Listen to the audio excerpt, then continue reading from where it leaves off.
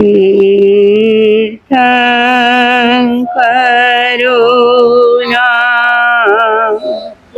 મુખ કમલ ધરણી વિશાળ પ્રજ્ઞા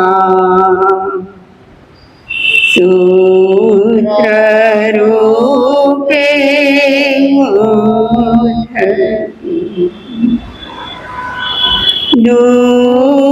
દુઃખી અને પાપી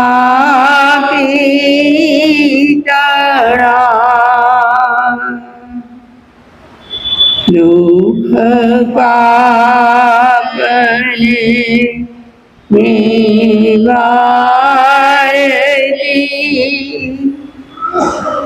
છીનવાઈ મૈયા તુજ કૃપાથી થાય મુझ નિરમલમતી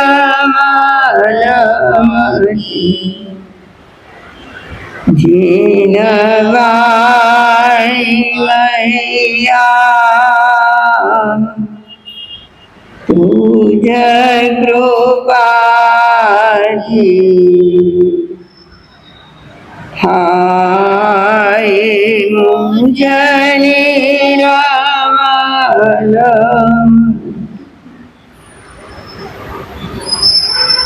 અનંત જ્ઞાની અનંત દર્શની ત્રિલોકીના તીર્થંકર પરમાત્મા શ્રમણ ભગવાન મહાવીર સ્વામીના શ્રી ચરણોમાં આપણી સૌની ભાવના.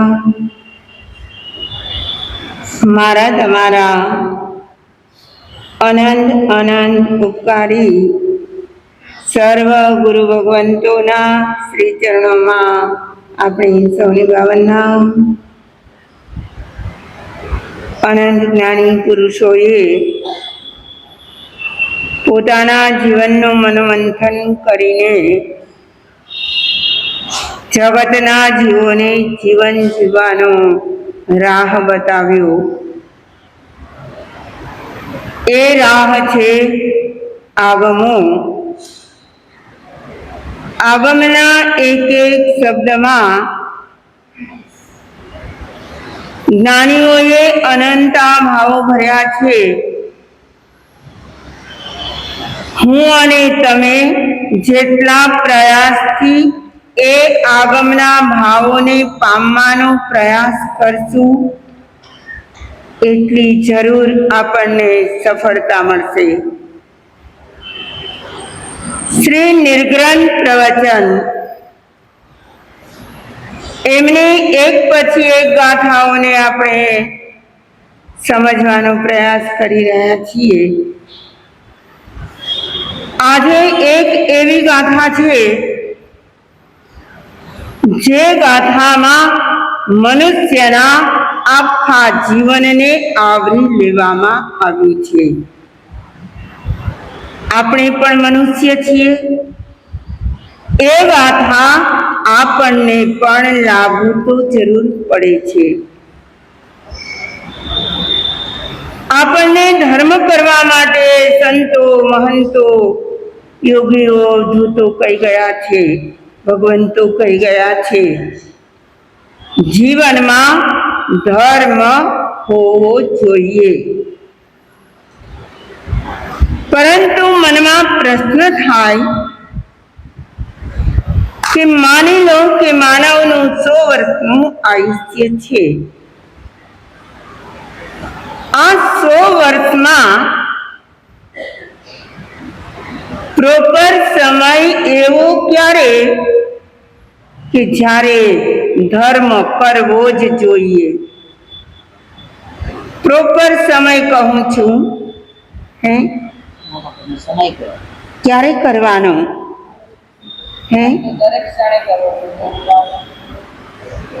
જ્યારે ભાવ થાય ત્યારે, જ્યારે મન થાય ત્યારે નહીં. કેમ? ભાવ થાય ત્યારે ધર્મ નહીં કરવાનો? હે, પ્રોપર સમય કયો છે? આપણે એ વિચારીએ કે ધર્મ તો લોકો કરતા જ હોય છે, આપણે પણ કરીએ છીએ, કરતા આવ્યા છીએ, હજુ પણ કરતા રહેશું. હા, પણ એકદમ ધર્મ પ્રોપર સમય કયો એના માટે કહેવાય તો એમણે માનવના જીવનની એટલે કે 100 વર્ષના આયુષ્યની આપણને સમજણ આપીને કહે છે, આ ગાથા મને પણ લાગુ પડે, તમને પણ લાગુ પડે, જે સાંભળે એ બધાને લાગુ પડે એવી ગાથા છે. આપણું આયુષ્ય કેટલું હશે એ તો ખબર નથી, પણ આ કાળમાં કહી શકાય કે વધીને માનવ 100 વર્ષ જીવે. 100 થી આગળ જનારા તો બહુ જ ગણતરીના પાત્રો હોય. પેલા સાયનવાળા પંચમ્યા કહેતા હતા કે અમારા માજી 105 વર્ષના છે. કેટલા હોઈ શકે? પેલા કચ્છ આટકોટી સંપ્રદાયના ભાવનાબાઈ મહાસતીજીના માજીને અમે જોયા છે, સાંતાક્રુઝમાં રહે એ અમે જોયા ત્યારે 108 વર્ષના હતા. પોતાના પલંગથી ઉઠી અને બાથરૂમ સુધી પોતાની જાતે જતા હતા. પણ આવા તો બહુ વિરલ હોય, બહુ જ ઓછા હોય. પરંતુ જનરલી મારું, તમારું, સૌનું આયુષ્ય આ કાળમાં કેટલું હોઈ શકે? વધીને 100 વર્ષ. અને એ 100એ પણ બધા પહોંચે એવું ના હોય. એટલે અમુક ઉંમર થાય એટલે લોકોને મનમાં ખ્યાલ તો આવી જાય કે હવે આ બધું છોડીને જવું તો પડશે. નહીં જવું પડે કે અહીં બહુ સારું છે? સારું છે, પણ તે છતાંય આયુષ્યની મૂડી પણ આપણે પોતે જ બાંધીને લાવ્યા છીએ. એ જ્યારે પૂર્ણ થાય ત્યારે અહીંથી જવું પડે કે ના જવું પડે? અહીં નિર્ગ્રંથ પ્રવચનકાર એક ગાથા કહે છે, 100 વર્ષના આયુષ્યના એ 10 વિભાગ કરે છે. કેટલા? 100 વર્ષના આયુષ્યના 10 વિભાગ કરે છે. 10 વર્ષના ગાળાઓ થાય. બાલા કીડાય મંદાય 3 અવસ્થા જોઈએ. એક બાલ અવસ્થા, બીજા નંબરની ક્રીડા અવસ્થા, ત્રીજા નંબરની મંદ અવસ્થા. પહેલો 10 વર્ષનો ગાળો આપણે વિતાવ્યો કે નહીં વિતાવ્યો હોય? આપણે 1 થી માંડીને 10 વર્ષ સુધી આપણે એ સમય વિતાવ્યો કે નહીં? ત્યારે તો આવડા મોટા થયા. એ 10 વર્ષ તો મેન હતા. આખા કુટુંબમાં આનંદ થાય. બાબાનો જન્મ થાય, લાડે કોડે ઉછરે, એક હાથમાંથી બીજા હાથમાં જાય. એને ક્યારેય નવરો ના પડવા દે. એક તેડે ત્યાં તો બીજાને મન થાય કે લાવો ને હું પણ રમાડું. આવી આપણી વાત્સલ્ય ભરી 10 વર્ષની જિંદગી બધાએ વિતાવી છે. એ કેવી બાલ અવસ્થા હોય. જ્ઞાનીઓ કહે છે જ્ઞાનના પણ 3 વિભાગ છે. શેના? જ્ઞાનના પણ 3 વિભાગ છે. એ 10 વર્ષ સુધી પહોંચે એવડા બાળકને કઈ જ્ઞાન હોય કે ના હોય? ઘણા બહેનો તો એટલા પોરસ કરતા કરતા કહેતા હોય, માં સતીજી, અમારા આવડા નાનકડા બાબાને મોબાઈલમાં બધી વાતની ખબર હોય, એનો પણ પોરસ કરે. શેમાં ખબર હોય? હા, મોટાઓને ખબર ના હોય એવી ખબર કોને પડી જાય? 5-6 વર્ષનો 7 વર્ષનો બાબો હોય એને ખબર પડી જાય. 2 વર્ષના. આહા, પેલી છે બાલ અવસ્થા. જ્ઞાનીઓ જ્ઞાનના 3 વિભાગ કરે છે. એકદમ જ્યારે પ્રારંભમાં હોય ત્યારે એને મોઢા પર માખી બેસે ને તો એની જાતે ઉડાડે કે તમારે ઉડાડવી પડે? એના મોઢામાંથી લાળ નીકળી જાય તો એની પાસે આસપાસમાં કપડું હોવા છતાં પોતાના હાથે લઈને પોછી શકે ખરો? આવી અવસ્થા પણ આપણે વિતાવી છે. કોણ કરે બધું? માં કરે, દાદી કરે, ઘરના સભ્યો કરે, જે હાજર હોય તે કરે. હા, પણ પોતે કેવા હોય? એ પહેલી જ્ઞાનની અવસ્થા છે, અબોધ અવસ્થા. કઈ અવસ્થા? હમણાં જ માં સતીજીએ કહ્યું કે એમને ભૂખ લાગે તો રડે પણ બોલીને વ્યક્ત ના કરે. કરી રડવા માંડે એટલે માં સમજી જાય.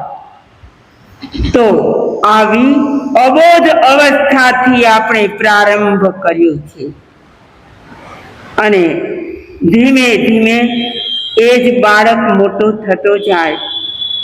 તમારી મોબાઈલની તો શું, ઘરની બધી જ વાતો પોપટની જેમ બોલતો હોય.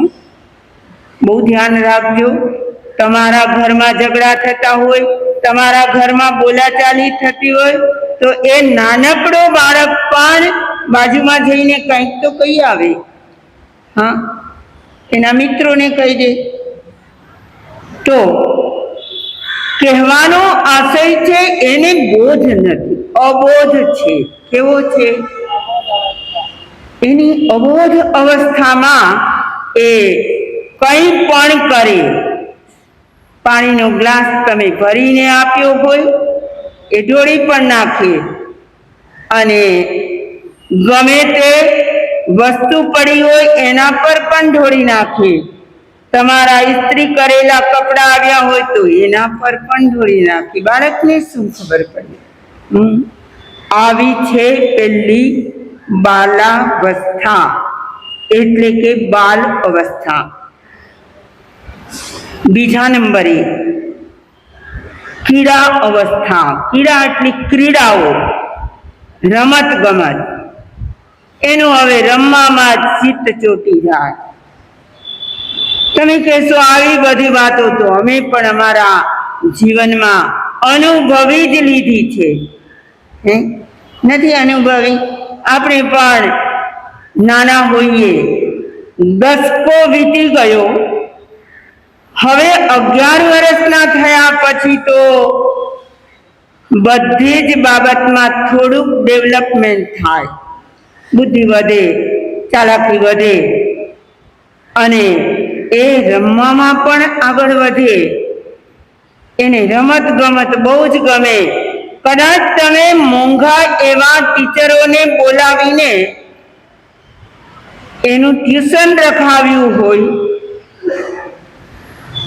તમારા તો મીટર ચડતા જ જતા હોય. એ ટીચર આવે, કલાક ભણાવે એટલે તમારે તો પૈસા દેવાના જ છે. પણ એ બાળક રમતે ચડી જાય તો ભણે યા ન પણ ભણે.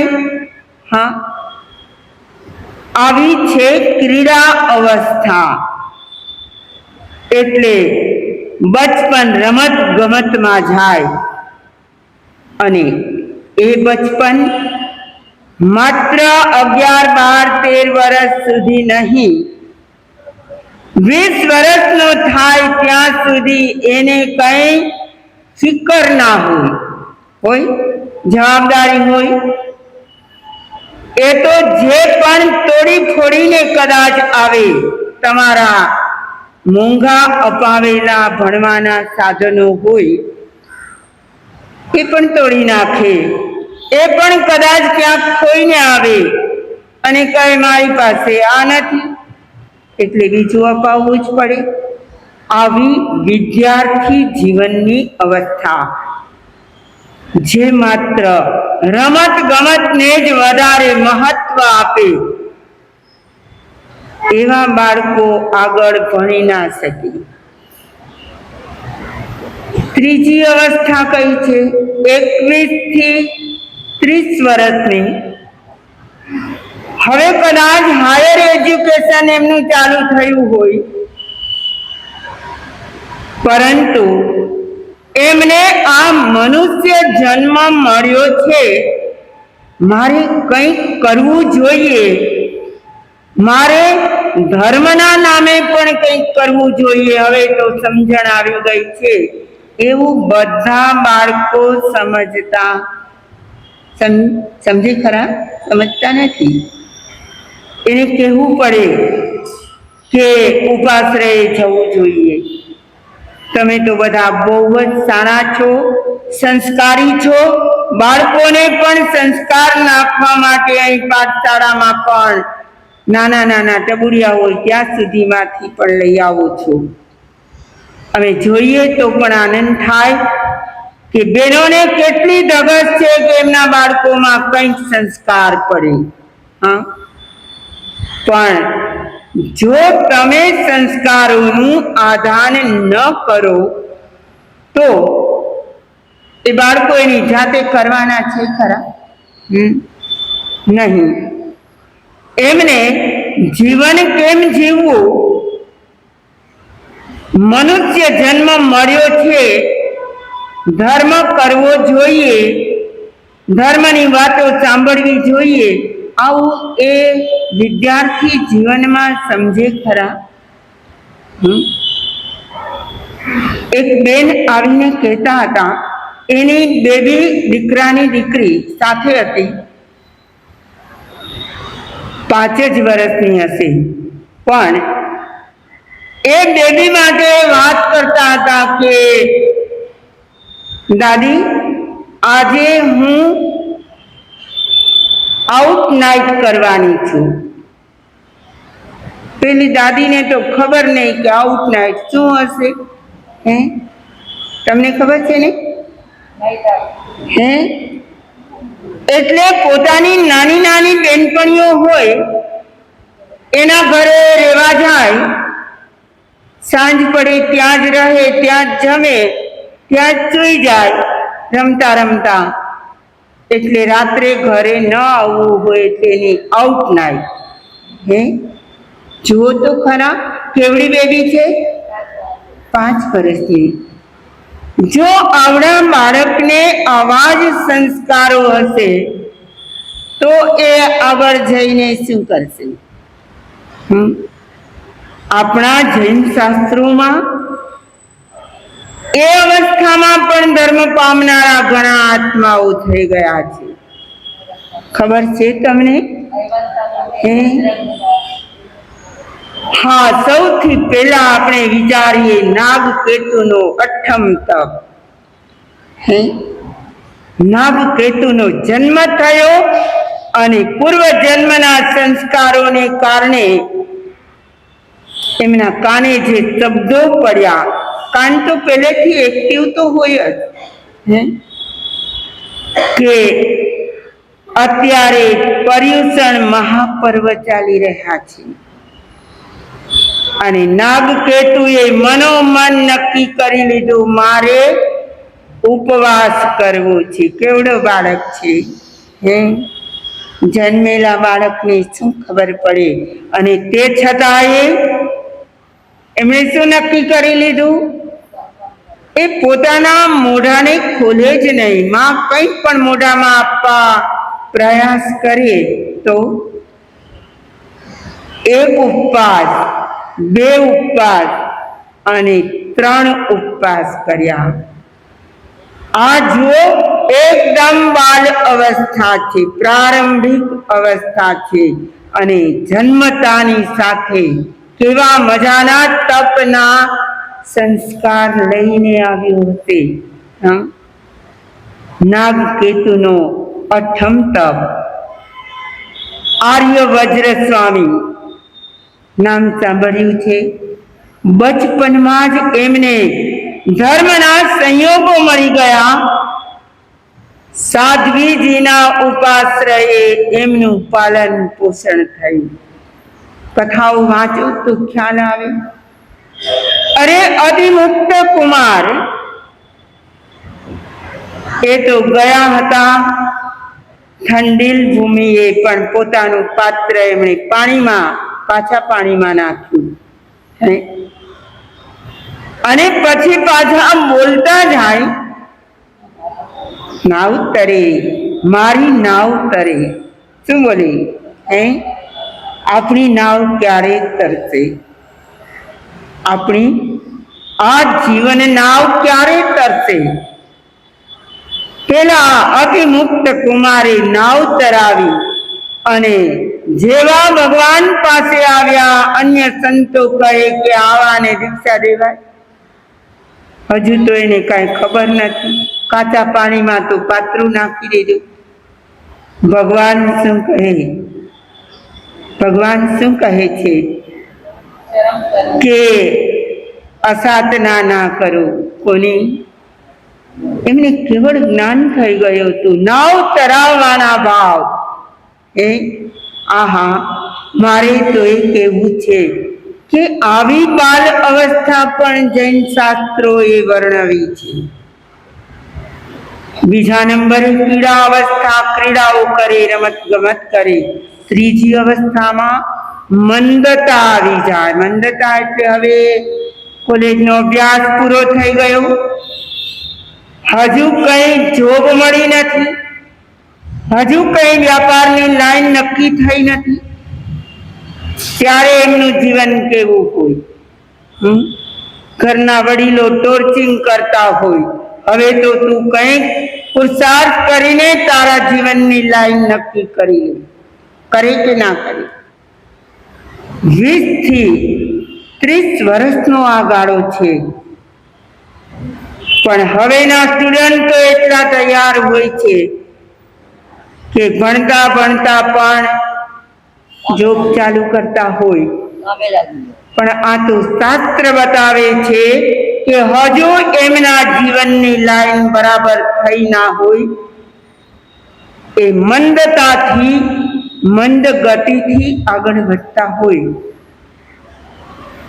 એથી આગળ ચોથી દશા છે બલા દશા. બલા એટલે તાકાત, બળ. જ્યારે 30 થી 40 વર્ષની અવસ્થા આવે ત્યારે એ ભર યૌવન વયને પામે. તે વખતે એમના શરીરમાં તાકાત વધી જાય. એટલે શાસ્ત્રકારો કહે છે એની બલા અવસ્થા છે, બળવાન અવસ્થા. યુવાનને માટે લોકો કહે કે એમાં શું વાંધો, આ કામ તો એ કરી જ શકે ને. કેવો છે?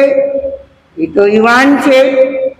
એટલે તે વખતે શારીરિક તાકાત, આ બધી અવસ્થાઓ હું અને તમે વિતાવી ગયા છીએ.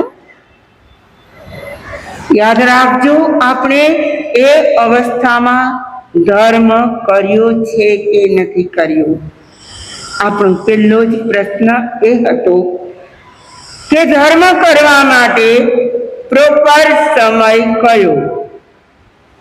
નથી આપણે વજ્રસ્વામી જેવા થયા, નથી અતિમુક્ત કુમાર જેવા થયા, નથી નાગ કેતુ જેવા થયા. અરે વિદ્યાર્થી જીવનમાં પણ આપણે રમત ગમતમાં જીવન વિતાવી દીધું છે અને ત્યાર પછીની અવસ્થામાં હવે જ્યારે 30 અને 40 નો ગાળો આવે ત્યારે શરીર શક્તિ વધે અને જેનું શરીર બળવાન એનું મન બળવાન થઈ શકે. શું થાય? જ્યારે શરીર મંદ પડે ત્યારે મન પણ મંદ પડતું થાય. તો આ ચોથી અવસ્થા છે બલા અવસ્થા, જ્યાં બળ તો મળે, તાકાત તો મળે. હવે એમનું ગૃહસ્થાશ્રમ શરૂ થઈ ગયો હોય, એમનામાં પ્રજ્ઞા જાગે. કઈ અવસ્થા આવી એના પછીની? 40 થી 50 એમની પ્રજ્ઞા જાગે અને એમના જીવનમાં જવાબદારી શું કહેવાય એ ખબર પડે. કારણ કે પોતાના પર પણ દોસરું આવી ગયું હોય. આવી જાય એ કઈ ગાડું નથી કે બળદ નથી. દોસરું એટલે શું? જવાબદારીની દોસર એમના પર નાખવામાં આવે. એમના વડીલો હવે વૃદ્ધ થવા માંડ્યા હોય ત્યારે એ સ્વયં સમજે કે હવે તો ઘરનું સર્વ સંચાલન કોને કરવું પડશે? મારે જ કરવું પડશે. તો આ છે 40 થી 50 ની પ્રજ્ઞા અવસ્થા, બુદ્ધિમતાની અવસ્થા, વિચારકતાની અવસ્થા. અને એ પોતાના આખા ફેમિલીને પાળવા પોષવાની, બાળકોમાં સંસ્કાર નાખવાની, એમને ભણાવવા ગણાવવાની, યોગ્ય સ્થાને ગોઠવવાની, આ બધી જ વ્યવસ્થા ક્યારે કરવામાં આવે? પોતે હવે સક્ષમ છે. એ કમાતા ધમાતા પણ થયા, બુદ્ધિમતા વાળા પણ થયા, જવાબદારીનું ભાન પણ થયું. હવે જ્યારે આટલી જવાબદારીઓ વહન કરતા હોય ત્યારે ધર્મ કરે કે ના કરે? કરવાનો હોય કે ના હોય? આપણે તો એમાંથી બધી જ અવસ્થાઓમાંથી પ્રોપર સમયને ગોતવો છે. તેના માટેનો ધર્મ કરવાનો પ્રોપર સમય આપણે શોધવો છે કે આ ક્રીડાઓ બધી, આ અવસ્થાઓ બધી ભગવાને શાસ્ત્રમાં તો બતાવી છે, પણ આ બધી અવસ્થાઓ પણ એમની મેળે કાંઈ પ્રયાસ કરીએ કે ના કરીએ પસાર થઈ રહી છે. કેટલી અવસ્થા કોણે પસાર કરી એ તો પોતે જ જાણતા હોય. કોઈ 40 થી 50 હોય તો એમના માથે જવાબદારીઓ વધારે હોય. હજી એથી આગળ વધો. 50 થી 60 હાયણી દશા છે. ગાથામાં હાયણી શબ્દ આપ્યો છે. એટલે જે સૂર્ય, યુવાનીનો સૂર્ય મધ્યાહન હે તપતો હોય એ ધીમે ધીમે કરતા હવે ક્યાં જાય? એ મધ્યાહને આવ્યા પછી એ કઈ તરફ જાય? પૂર્વ તરફ કે પશ્ચિમ તરફ? અહીં બેઠેલા લગભગ કઈ તરફ હવે જઈ રહ્યા છે? પૂર્વ તરફ કે પશ્ચિમ તરફ? આપણે પણ મધ્યાહને તો આવી ગયા અને હવે તો આપણી થોડીક કક્ષા ઢળવા માંડી છે. એને કહેવાય 50 થી 60 સુધીની છઠ્ઠી હાયણી દશા. હીનતા આવવા માંડે. ખબર પડી જાય કે હવે મારા શરીરમાં કંઈક ફેરફારો થઈ રહ્યા છે. થાય કે નહીં? અને એમના મોઢામાં દાંત જરા હલવા લાગે, સડવા લાગે અને પડવા પણ લાગે. એ સિવાય માથાના વાળ સફેદ થવા લાગે. શરૂઆત થઈ જાય. સફેદ વાળ લોકોને શું શીખવે? પેલાના રાજા રજવાડામાં જે રાજાઓના માથામાં એક વાળ આવે, કયો? સફેદ, તો એ શું કરે? સમજી જાય કે હવે બુઢાપાનો સંદેશો આવી ગયો છે. અને આપણા તો આખા માથાના વાળ કેવા થઈ ગયા હોય. પણ દુનિયાનો માનવ હોશિયાર બહુ છે. પ્રજ્ઞાદશા આવી ગઈ છે 50 થી 60 એટલે એ શું કરે? કલર કરી. વાહ વાહ, કલર કરીને ખબર ના પડે કે આ બેન કેટલા વર્ષના હશે, પણ તોય આ શરીરના દરેક અવયવો એના ચાળી ખાતા હોય. મોઢા પર કરચલી પડે, હાથ પર કરચલી પડી ગઈ હોય, ગમે એટલું છુપાવવા ધારો ઘટ પણ છુપાય ખરું. તમે ઉઠો બેસો એના પરથી ખબર પડી જાય. હવે અમે નીચે નથી બેસી શકતા. શું જોઈએ? અમારી ખુરશી જોઈએ. શા માટે? હાયણી દશા આવી ગઈ છે, હીનતા થવા લાગી છે. પગના જોઈન્ટ્સ બધા ઢીલા પડવા માંડ્યા છે, કમરની તકલીફ થઈ ગઈ છે. આ હીનતા કહેવાય કે ના કહેવાય? અરે પરાકાષ્ઠાએ પહોંચ્યું હતું જીવન, ક્યાં આવી ગયું? હવે હીનતાથી નજીક આવ્યું, હીનતાની શરૂઆત થઈ ગઈ. અને જેવી શરીરમાં શરૂઆત થાય એના કરતા મનમાં તો પેલી થઈ જાય. મનથી વિચાર્યા જ કરે કે હવે હું અવસ્થાએ પહોંચી, અમુક અવસ્થા આવી ગઈ, હવે મારા અવયવો કામ કરતા નથી, હવે મારાથી થતું નથી. હીનતા શું કરાવે? આવા નબળા વિચારો કરાવે. નિર્ગ્રંથ પ્રવચનકાર એક પછી એક ગાથાઓ આપણને સમજાવીને કહે છે કે આ બધી અવસ્થામાંથી જ્યારે તું પસાર થાય ત્યારે પણ ધર્મ તો કરવો જ જોઈએ. ન કરે તો ક્યારે કરે? કોને ખબર છે કેટલું આયુષ્ય હોય? 60 પહેલા કોઈ પરલોકે જાય કે ન જાય? કે 100 વર્ષ જ થાય? આહા, કેટલા યુવાનોને જતા જોયા છે. કેટલા પ્રૌઢ અવસ્થાને પામેલા હોય એવાને જતા જોયા છે. આયુષ્ય તો બધાનું અલગ અલગ હોય છે. તો છઠ્ઠી છે આવી હાયણી દશા.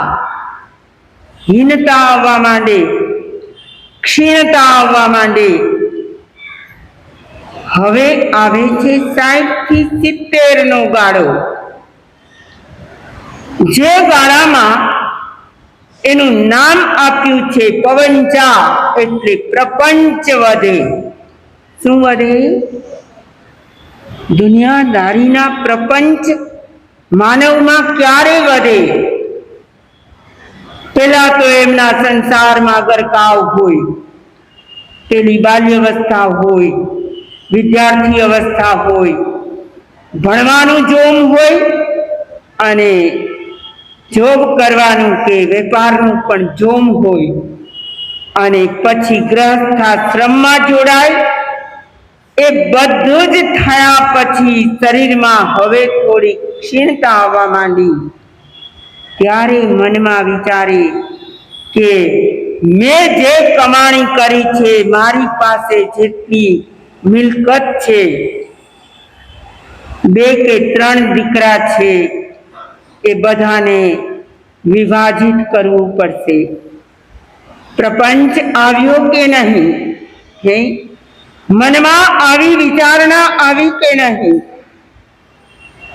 હવે જે મારી પાસે છે એની આગળની વ્યવસ્થા મારે શું કરવી? હા, એવો વિચાર આવી જાય. અને દુનિયાદારીના પ્રપંચ એટલા બધા હોય કે દીકરા પોતાના જ હોય, નાનો હોય, વચલો હોય કે મોટો હોય, હા, કોના હોય? પોતાના જ હોય.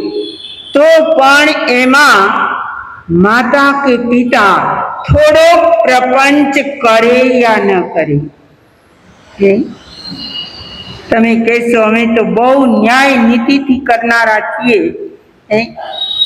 બધાને સરખા ભાગે આપી દઈએ,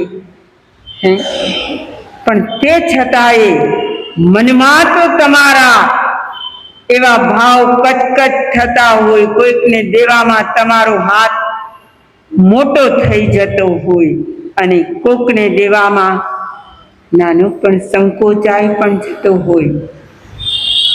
અને એનું કારણ પણ એ જ પરિવારે, એ જ પુત્રોએ તમને કઈ રીતે રાખ્યા છે એના પર પણ તમે હિસાબ કિતાબ માંડો કે ના માંડો? જો હિસાબ કિતાબ ન માંડે તો એ સાચા માતા પિતા કહેવાય. આ 7મી છે પ્રપંચ કથા, પ્રપંચ અવસ્થા. એમાં પ્રપંચો વધતા જાય. ગળમથલ માથામાં ચાલતી જ હોય. અહીં ધંધો ચાલે છે, ત્યાં ચાલે છે, અહીં ઓફિસ છે. વિભાજન કરવા હોય તો પણ કઈ રીતે કરવા? આ બધી જ માથાકૂટ ક્યારે કરે? પ્રપંચ અવસ્થામાં. 8મી છે પભારા અવસ્થા, પ્રાગભાર અવસ્થા. એટલે હવે ઘરના સભ્યોને આપણો ભાર લાગવા માંડે. શું આપણે કેવા લાગવા માંડીએ? ભારે લાગવા માંડીએ. એ ભારરૂપ લાગવા માંડે. મનમાં વિચારે કે 2 ભાઈઓ છીએ, પપ્પા મમ્મી મારે ત્યાં જ હોય છે, અમારે ક્યાંય બહાર જવું હોય તો અમે શું કરીએ? હા, આવું વિચારે કે ના વિચારે? ઉપરાંતમાં આપણું પોતાનું શરીર પણ આપણને ભારરૂપ લાગે. કેવું લાગે? બેઠા હોય અને કોઈ ઊભા થવાનું કહે તો ગમે. કઈ અવસ્થા છે? 8મી પભારા અવસ્થા, 70 થી 80ની અવસ્થા. પોતાને પાણી પીવું હોય તો પણ થોડીક વાર રાહ જુએ, કઈથી કોઈ પસાર થાય ને તો કહું કે 1 ગ્લાસ કરી દે ને. પોતાનું શરીર પોતાને ભારરૂપ લાગવા માંડે. મારે તો આ બધી જ અવસ્થાઓમાંથી ધર્મ ક્યારે કરવો ને એ સમય ગોતવાનો છે. એ વાતનું તમને સૂચન કરું છું કે પ્રોપર સમય કયો છે. આ તો નિર્ગ્રંથ પ્રવચનકારે 10 અવસ્થાઓ બતાવી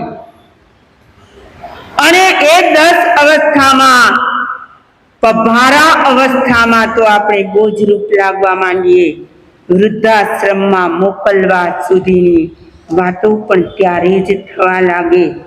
મા બાપનો પણ ભાર લાગવા માંડે.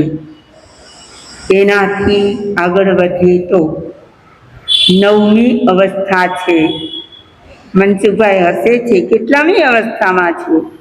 9મી. આહા, આવા પણ કોઈ ભાગ્યશાળી જ હોય. આ અનિલભાઈ છે, 10મીમાં આવી ગયા છે. અરે વાહ!